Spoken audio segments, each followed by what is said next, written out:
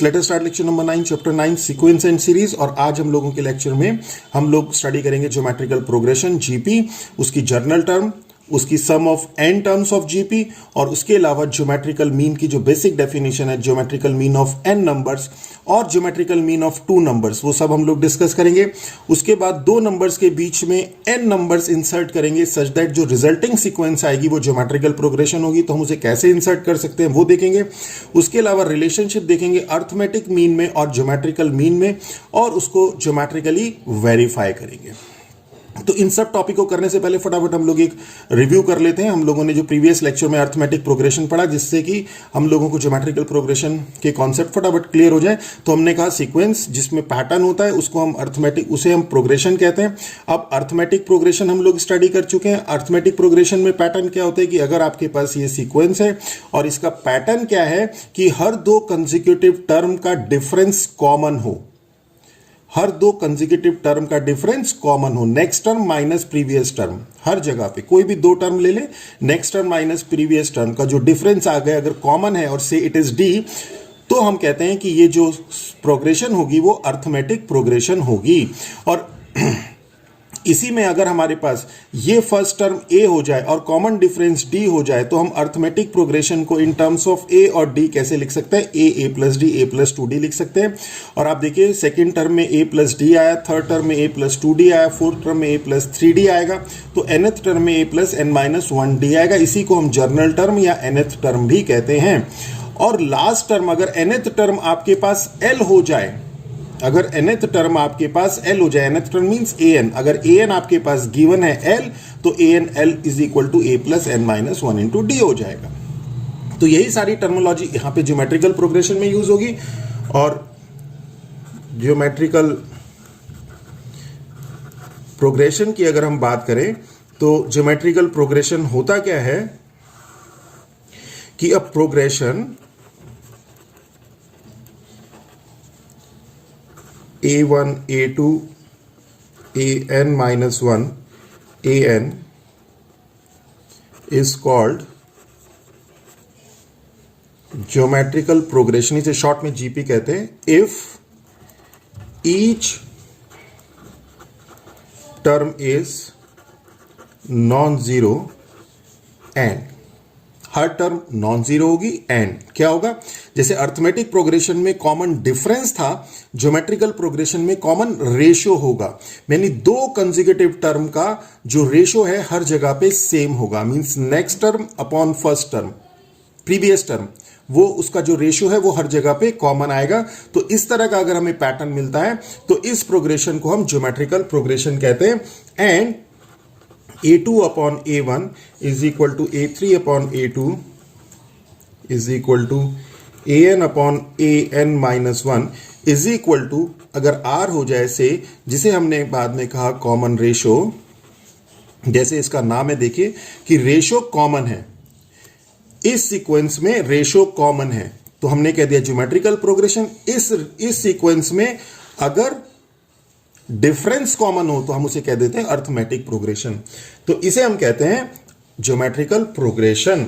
और अगर हम इस ज्योमेट्रिकल प्रोग्रेशन की थोड़ी सी प्रॉपर्टी देखें तो क्या आएगा? जैसे हमने कहा a2 upon a1 is equal to r, this implies a2 is equal to a1 r। इसी तरह से अगर हम a3 अपॉन a2 को ले लें, a3 upon a2 is equal to r, this implies a3 is equal to a2 r, and this implies a3 is equal to, और a2 की वैल्यू a1 r है तो ये हो जाएगी a1 r into r is r square. Okay, तो similarly अगर हम an की बात करें तो क्या होगा? a2 में a1 आ रहा है, a3 में भी a1 आ रहा है, तो an में भी a1 आएगा, a2 में a1 r की पावर 1 मतलब 2 माइनस 1, a3 में r स्क्वायर मीन्स 3 माइनस 1, तो an में क्या आएगा? r raise to the power n minus 1। तो ये आपकी कहलाती है general, this is called general term और nth टर्म। ओके, बहुत सिंपल है ये। और इसी तरह से अगर हमारे पास किसी प्रोग्रेशन का फर्स्ट टर्म a और कॉमन रेशो r दिया है और हमें ज्योमेट्रिक प्रोग्रेशन डिफाइन करनी है, तो कैसे होगी? thus GP in terms of A and R can be written as, अब देखिए A1 को तो हमने A से रिप्लेस कर दिया, A2 हो गया आपके पास A1R, ये हो जाएगा AR, A3 हो जाएगा आपके पास A1R स्क्वायर, A1 को हमने रिप्लेस कर दिया A से तो AR square, and so on AR raised to the power n minus 1 and so on. This is the geometrical progression in terms of A and R. Okay? अब हम लोग next चलते हैं। इसी में अगर आपके पास लास्ट टर्म L दी हो, अगर लास्ट टर्म आपके पास L दिया है ज्योमेट्रिकल प्रोग्रेशन में कि if L is the last term, तो जैसे हमारे पास अर्थमेटिक प्रोग्रेशन में था of GP having n terms, तो जैसे हमारे पास एपी में था इसी तरह से जीपी में हो जाएगा। वो जो nth टर्म है अगर वो L है तो an जो है an is equal to L हो जाएगा, L is equal to R raise to the power n minus 1। इसी तरह से अगर if Sn is equal to sum of n terms है ऑफ जीपी, तो क्या होगा, तो Sn को हम कैसे लिख सकते हैं, a plus AR square plus AR raise to the power n minus 1 लिख सकते हैं, sum of n terms of GP. तो ये n टर्म्स आ गई और इनका सम Sn हम लोगों ने लिखा। ओके, अब अगर if R is equal to 1, अगर हम कहें कि R 1 है तब क्या होगा, तो Sn इज इक्वल टू हो जाएगा, R की वैल्यू यहां पे 1 पुट कर देंगे तो A plus A plus A plus A, और कितनी टर्म्स हैं इसमें, n टर्म्स हैं, तो n टाइम्स A को ऐड करना है, it means this is Na, that is Sn is equal to Na if R is equal to 1। If R is not equal to 1 तो क्या होगा, तो Sn तो हमारे पास यही रहेगा A प्लस AR स्क्वायर। अब हमें इसकी वैल्यू निकालनी है, तो हम क्या करते हैं, हम एक R से मल्टीप्लाई कर देते हैं, तो R Sn is equal to क्या हो जाएगा, AR plus AR square plus AR cube plus so on plus AR raise to the power n। Say this is first, say this is second. अब हम क्या करते हैं, सेकेंड माइनस, सेम हम लोगों ने किया था, ऑलमोस्ट सेम किया था हम लोगों ने अर्थमेटिक प्रोग्रेशन के सम को निकालने के लिए, ऐसे निकाला था अर्थमेटिक प्रोग्रेशन में। तो सेकंड माइनस फर्स्ट अगर हम लोग करते हैं तो क्या आ जाएगा हमारे पास, R minus 1 Sn is equal to this minus this, तो Sn तो कॉमन आ गया, R माइनस 1। अब क्या होगा, देखिए ये टर्म इस टर्म से कैंसिल हो जाएगी, ये टर्म इस टर्म से कैंसिल हो जाएगी, ये टर्म इसकी नेक्स्ट टर्म से कैंसिल हो जाएगी, यानी कि और ये वाली टर्म इसकी जो प्रीवियस टर्म है इससे कैंसिल हो जाएगी। तो अब कौन सी टर्म बचेगी, एक टर्म ये बचेगी और एक टर्म ये बचेगी, एंड दिस माइनस दिस, तो a अगर हम लोग कॉमन ले लें दिस माइनस दिस में, तो क्या बचेगा, R raise to the power n minus 1, and this implies Sn is equal to AR raise to the power n minus 1 upon R minus 1। और इसी को हम लोग अगर इसमें से माइनस कॉमन ले लें न्यूमरेटर और डिनोमिनेटर में से, तो माइनस माइनस कैंसिल हो जाएगा, तो इसी को हम लिख सकते हैं 1 minus R raise to the power n upon 1 minus R। तो ये सम ऑफ n टर्म्स है।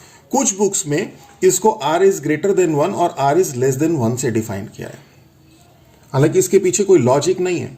आप R की वैल्यू ग्रेटर देन 1 हो, लेस देन 1 हो, कोई सा भी हो, कोई भी फॉर्मूला लगाइए। R की वैल्यू ग्रेटर देन 1 है तो ये इजीली आंसर देगा, अगर R की वैल्यू लेस देन 1 है तो एक माइनस आपको कॉमन लेना पड़ेगा, एक स्टेप बढ़ जाएगा बस। ओके, अब अगर हम लोगों को Sn निकालना है, Sn in terms of L, तो L मैंने बताया L क्या है, AR raise to the power n minus 1। L last term है of GP having n terms, तो Sn अगर हमें L की टर्म्स में निकालना है तो हमें Sn पता है, Sn क्या है, AR raise to the power n minus 1 upon R minus 1। इसी को हम लिख सकते हैं AR raise to the power n minus A upon R minus 1। इसी को हम लिख सकते हैं AR raise to the power n minus 1 into R minus A upon R minus 1, और इसी को हम लोग लिख सकते हैं और ये A R raise to the power n minus one बन जाएगा आपके पास l, तो L R minus A upon R minus one, this is S N and this is, और इसी में से माइनस कॉमन ले ले तो ये a minus L R upon one minus R, कुछ भी लिख दीजिए, L R minus A upon R minus one और one minus A minus L R upon one minus R. Okay, clear हो गया। अब लोग नेक्स्ट चलते हैं।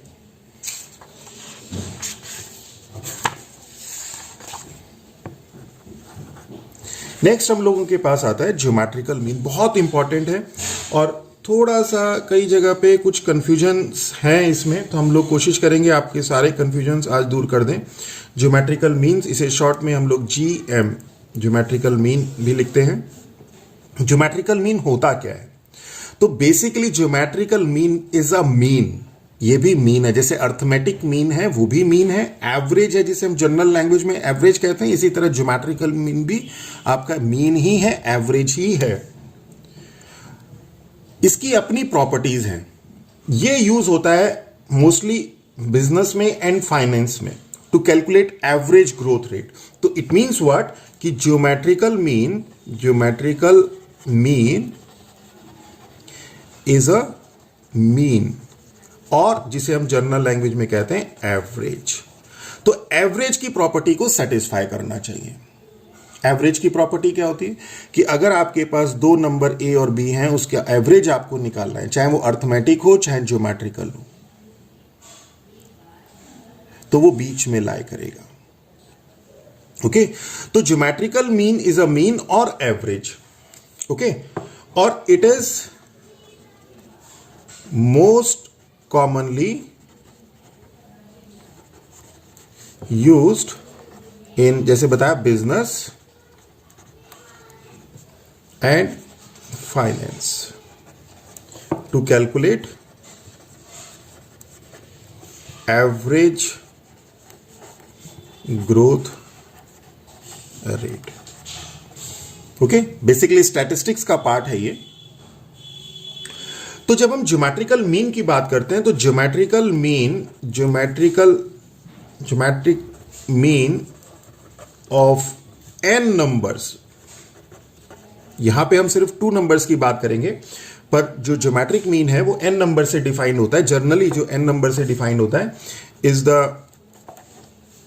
nth root of the product of n numbers.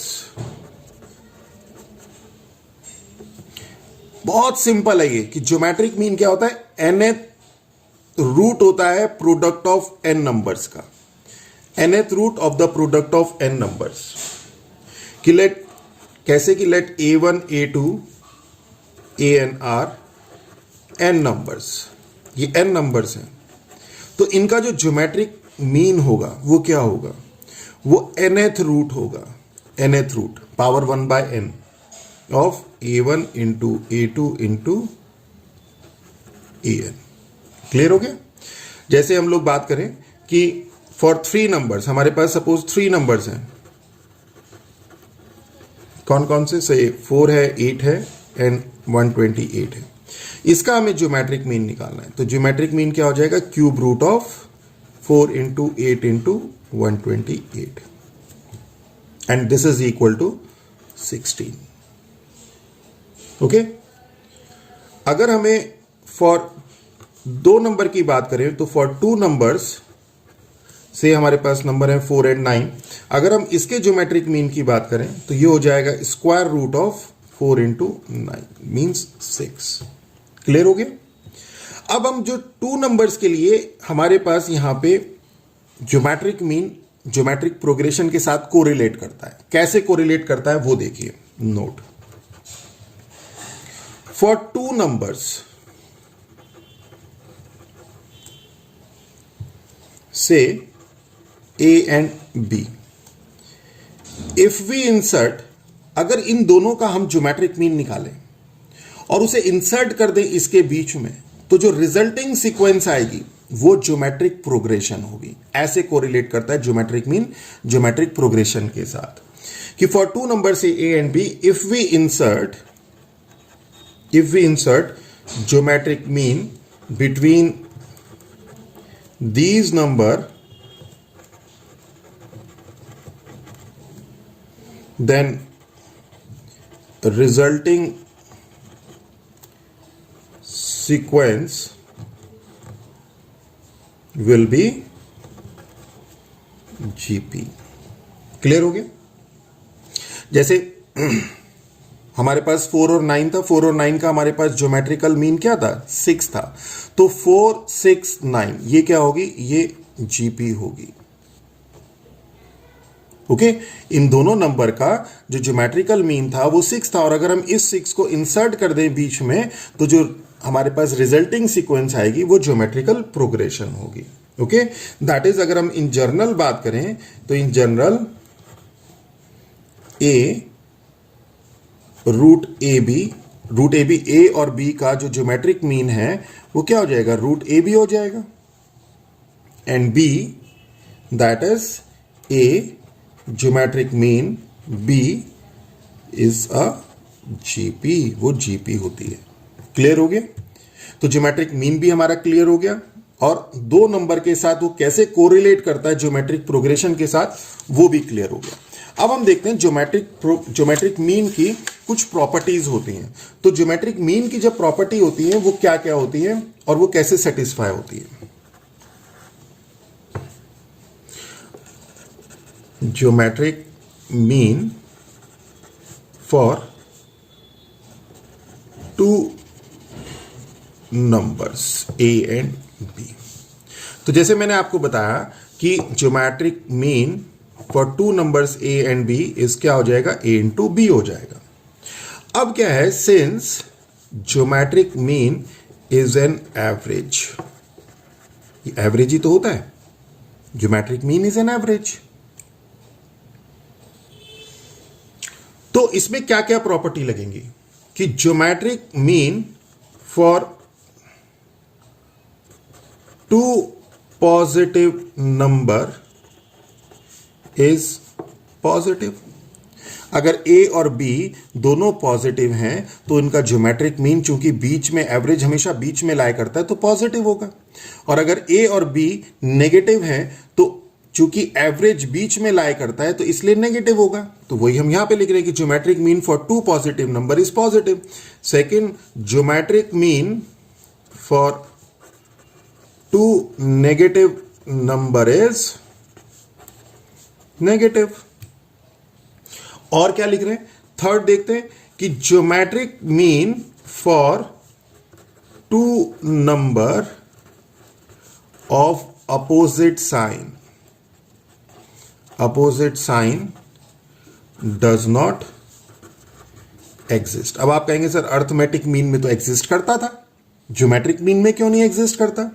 तो ज्योमेट्रिक मीन में इसलिए एग्जिस्ट नहीं करता क्योंकि ज्योमेट्रिक मीन होता है under root of A into B, और अगर इनमें से कोई एक आपके पास नेगेटिव आ जाता है तो जो रिजल्टेंट है वो आपका इमेजिनरी पार्ट हो जाएगा।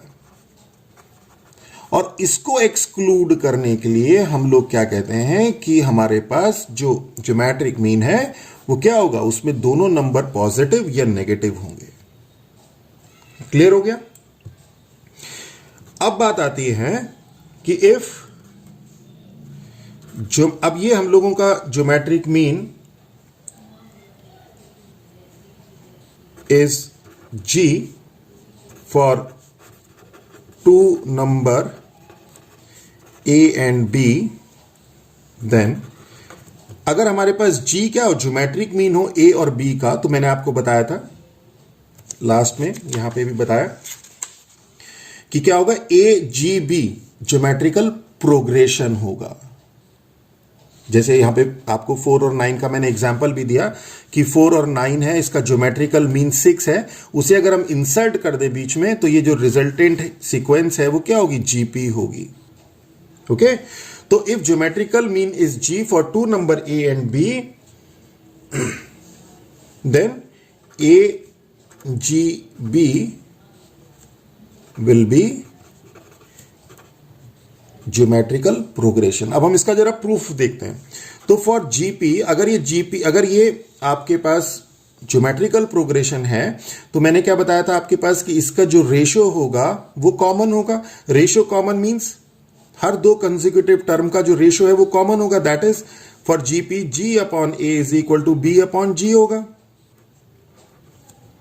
This implies G square is equal to A B होगा. This implies G is equal to root A B. और यही तो आपके पास ज्योमेट्रिकल मीन था. ओके अब इसमें बहुत इंपॉर्टेंट है एक नोट पॉइंट, वो देखिए.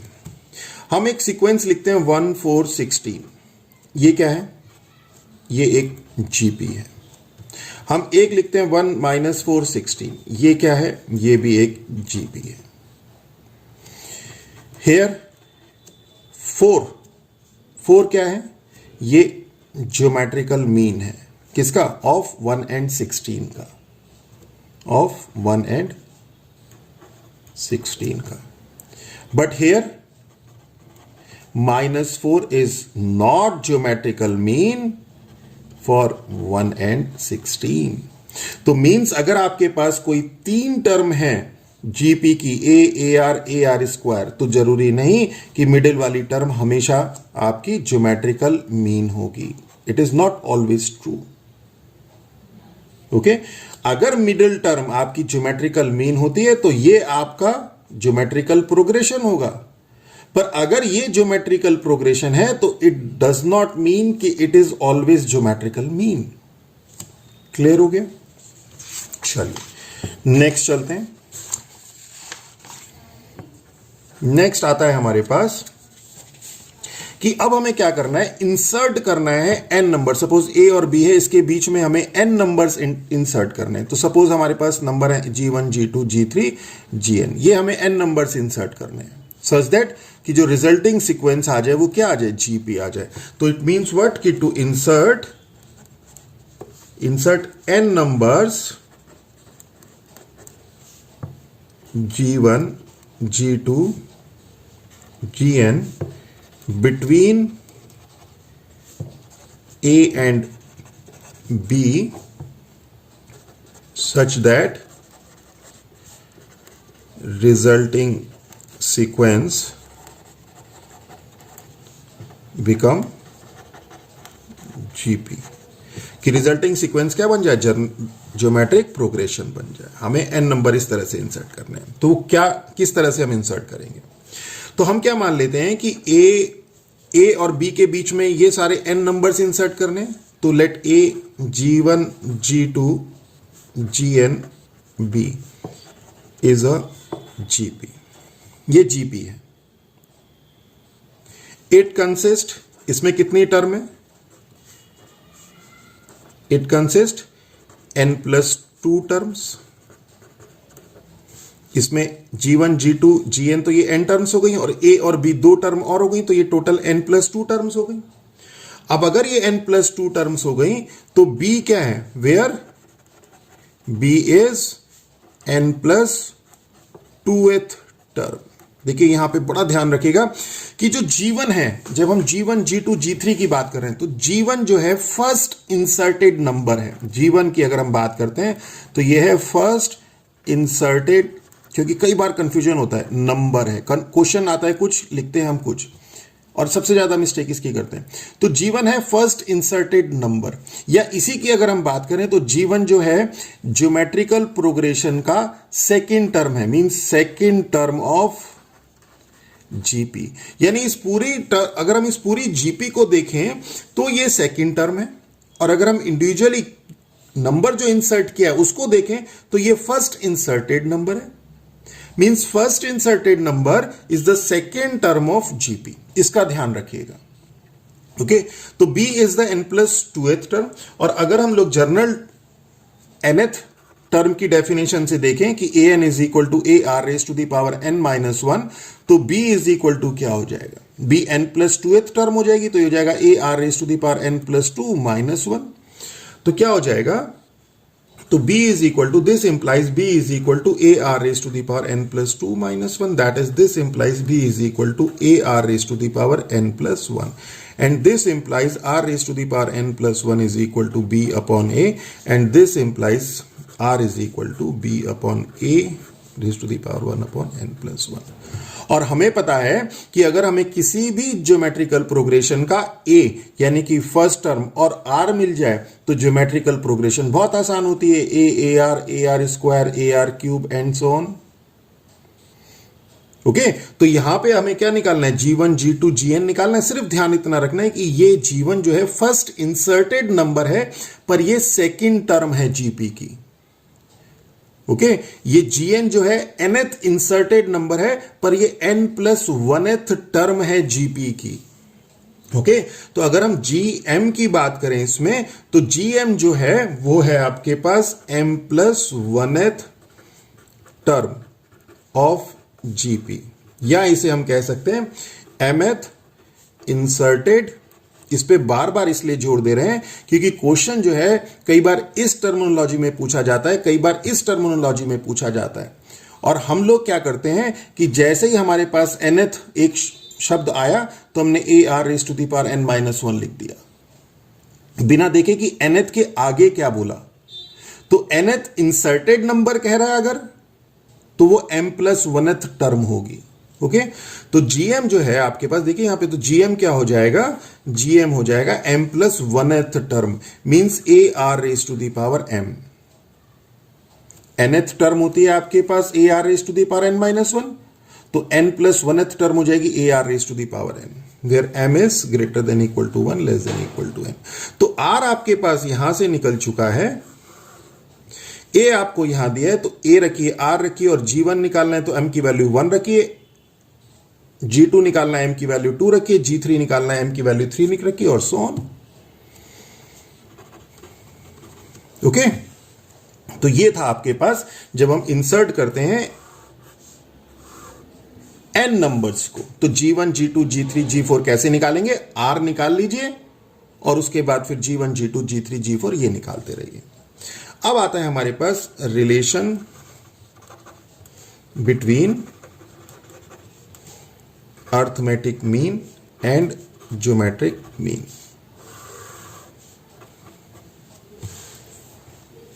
तो अगर हमारे पास let A and B are two distinct positive real number, तो अर्थमेटिक मीन हमें पता है, अर्थमेटिक मीन हमारे पास से A हमें पता है क्या होता है, A+B/2 होता है, और ज्योमेट्रिकल मीन हमने आज ही बताया अभी आपको कि G =√AB होता है। तो इन दोनों के बीच में रिलेशन क्या होगा, तो वो देखते हैं। तो अगर हम A-G कर दें, A-G कर दें, तो दिस A+B/2 -√AB हो जाएगा। इसी को हम A+B-2√AB/2 भी लिख सकते हैं।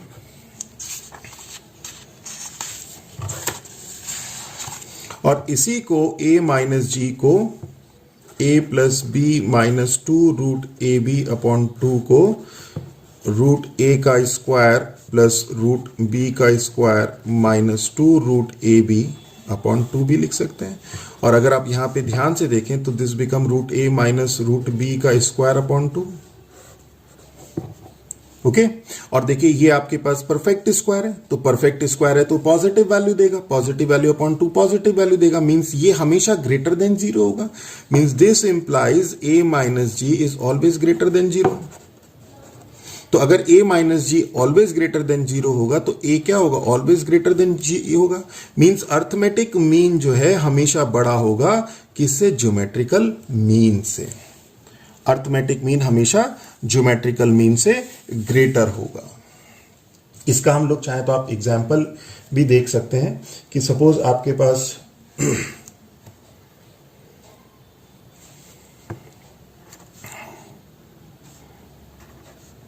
4 और 9 है, तो अगर हम इसका अर्थमेटिक मीन निकालें तो कितना हो जाएगा, 4 + 9 13/2 6.5, और ज्योमेट्रिकल मीन निकालें तो √4 × 9 मीन्स 36 6, तो this is always greater than this, this is greater then this. तो इस तरह से किसी भी टर्म का आप निकालेंगे तो वो हमेशा ग्रेटर आएगा। इसे हम ज्योमेट्रिकली भी एक बार समझने की कोशिश करते हैं। तो ज्योमेट्रिकली इसे देखते हैं हम लोग कि सपोज हमारे पास एक सर्कल है,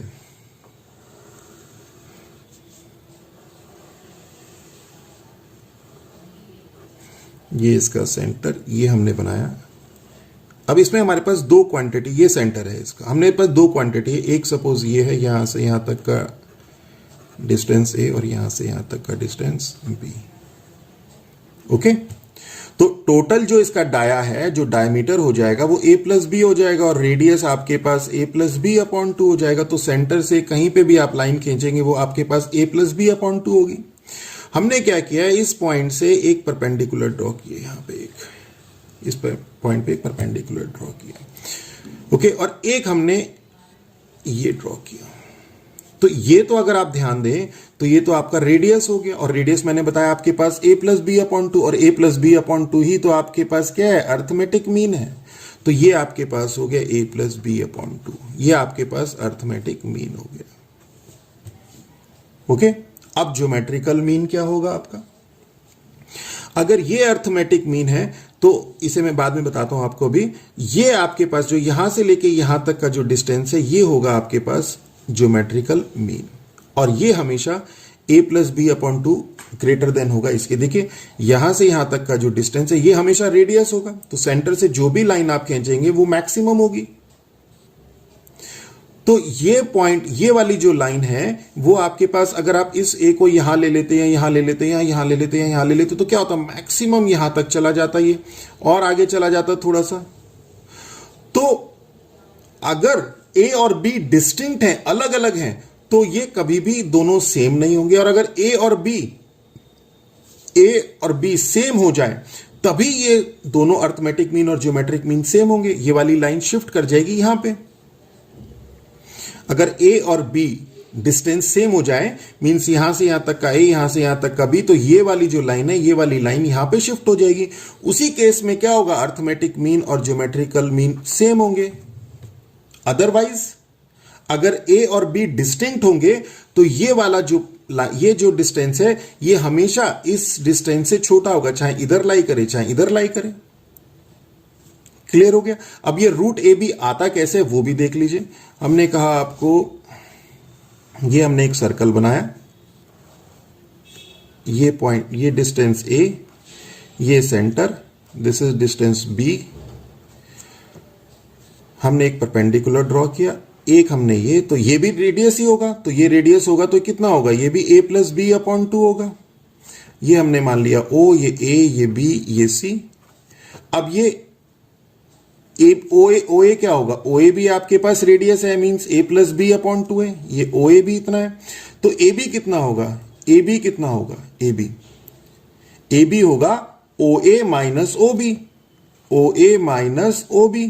और OA कितना है, OA है आपके पास radius, means a plus B upon 2 minus OB है आपके पास a, तो this become b minus a upon 2 AB। तो ये आपके पास a b minus a upon 2 हो गया, ये आपके पास a प्लस बी अपॉन 2 हो गया। तो पाइथागोरस लगा दीजिए, तो BC का square is equal to AB का स्क्वायर, AC का स्क्वायर माइनस AB का स्क्वायर, मींस AC कितना है आपके पास, a प्लस बी अपॉन 2 का square minus b minus a upon 2 का स्क्वायर।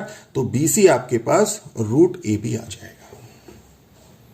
ओके, BC आपके पास रूट AB आ जाएगा।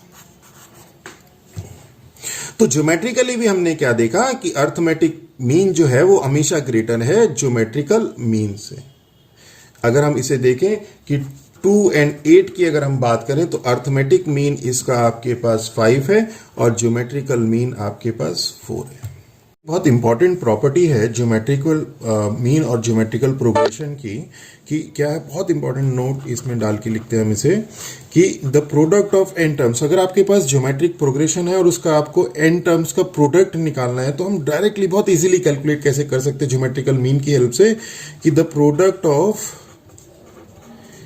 N terms of GP is equal to, आप क्या करिए कि फर्स्ट और लास्ट टर्म का ज्योमेट्रिकल मीन निकालिए। जो ज्योमेट्रिकल प्रोग्रेशन दी है उसकी फर्स्ट और लास्ट टर्म का ज्योमेट्रिकल मीन निकालिए और उसकी पावर n कर दीजिए, means geometrical mean of first and last term raise to the power n। Okay, for example कि अगर आपके पास एक ज्योमेट्रिकल प्रोग्रेशन है 1, 4, 16 एंड 64 इज अ जीपी, तो 1 इंटू 4 इंटू 16 इंटू 64 निकालना है अगर आपको, तो क्या करिए, ज्योमेट्रिकल मीन 1 और 64 का निकालते हैं हम लोग। तो geometrical mean of 1 and 64 raise to the power, कितनी टर्म्स है इसमें, 4 टर्म्स है, रेज टू द पावर 4। तो ज्योमेट्रिकल मीन ऑफ 1 एंड 64 क्या हो जाएगा, under root of 1 into 64 raise to the power 4 means 8 raise to the power 4 means 4096। Easily calculate हो गया। इसी तरह से सेम प्रॉपर्टी बिहेव करती है आपकी अर्थमेटिक मीन में, तो उसको भी देख लेते हैं। वो क्या कहता है कि sum of n terms, the sum of n terms of AP, arithmetic progression का सम ऑफ n टर्म्स, वो क्या होता है, वो arithmetic mean of first and last term into n। Clear हो गया। यहां पे ज्योमेट्रिकल प्रोग्रेशन में हम लोग नंबर ऑफ टर्म्स का प्रोडक्ट बहुत आसानी से निकाल सकते हैं ज्योमेट्रिकल मीन की हेल्प से, और अर्थमेटिक प्रोग्रेशन में सम निकाल सकते हैं इन टर्म्स का बड़ी इजीली अर्थमेटिक मीन की हेल्प से। यहां पे अगर हम एग्जांपल लें, सपोज हमारे पास अर्थमेटिक प्रोग्रेशन है 2, 4, 6, 8 इज एन एपी, तो क्या हो जाएगा 2 + 4 + 6 + 8 क्या हो जाएगा, arithmetic mean of 2 and 8, first and last individual term का arithmetic mean 2 and 8 into number of terms means 4, that is 2 + 8 divided by 2 into 4, that is 5 into 4, that is 20. Okay, तो this is all about this lecture. अगर मेरा lecture आप लोगों को अच्छा लगा हो तो मेरे चैनल को सब्सक्राइब कीजिए और हमें लिखिए। अगर आपको ये नोट्स, हैंड रिटन नोट्स चाहिए तो आप हमें लिखिए, हम लोग आपको हैंड रिटन नोट्स भी प्रोवाइड कराएंगे। With that all, thank you.